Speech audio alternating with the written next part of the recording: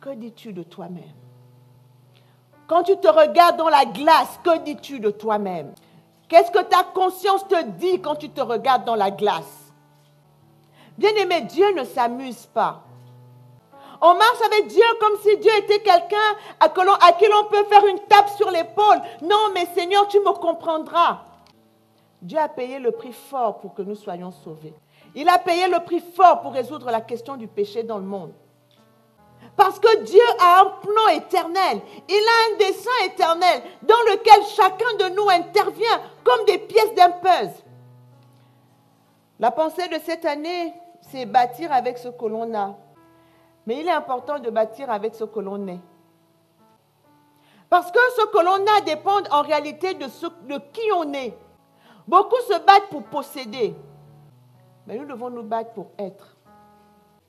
Certains pensent savoir qui ils sont, mais ils ne savent pas qui ils ne sont pas. Beaucoup cherchent leur valeur dans le regard des autres, dans l'image perçue. Et on travaille les apparences. Bien-aimé, le Seigneur m'a appris que la vraie valeur que l'on a, c'est celle que l'on a. C'est celle que l'on détient du regard du Seigneur quand il nous regarde. Il m'a aussi appris que la vraie valeur, ta vraie valeur, c'est celle que tu as dans le regard qui est face à toi quand tu es devant un miroir. Ça veut dire que ta vraie valeur est dans ton propre regard. Quand tu te regardes devant la glace, que dis-tu de toi-même? Là, il n'y a personne pour te voir. Que dis-tu de toi-même? C'est à partir de cela que Dieu bâtit.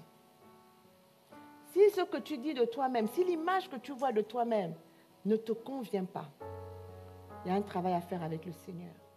Dans ce que tu dis que tu es, Dieu lui dit quoi de toi quand il te voit? Et si Jésus rend témoignage à la foule de Jean-Baptiste, bien aimé, si Jésus doit rendre témoignage de toi à la foule, il dit quoi? Et parfois on se dit, mais Seigneur, pourquoi je n'atteins pas telle chose? Il y a des possessions que nous ne pouvons pas avoir parce que nous n'avons pas multiplié. Parce que nous ne nous sommes pas multipliés.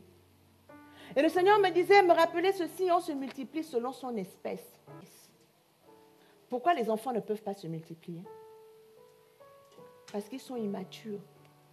Parce qu'ils n'ont pas la capacité de gérer une progéniture. Ils n'ont pas la capacité de gérer une descendance. Donc, il faut d'abord devenir mature, être capable de se gérer soi-même, être capable de se prendre en main pour pouvoir ensuite être responsable d'une progéniture. Je ne sais pas si on m'entend spirituellement ce matin. Il y a un niveau de croissance qui ne peut pas venir si on n'a pas acquis une certaine maturité. Chacun de nous, quand il agit, doit pouvoir se dire, à l'église, si tout le monde fait comme moi, on avance ou on recule. Dans ton travail, tu dois te dire, si tout le monde fait comme moi, est-ce que la société avance ou elle recule? Parce que nous sommes des bâtisseurs. Tu dois te dire, si tout le monde travaille comme moi dans cette entreprise, elle va prospérer ou elle va fermer? Tu dois pouvoir te dire, dans ma famille, si tout le monde se comporte comme je me comporte là, est-ce que la famille est bénie ou pas? Parce que c'est ce que Dieu voit. Et c'est ce qui restera quand on sera parti. Ce que les gens diront à notre homélie.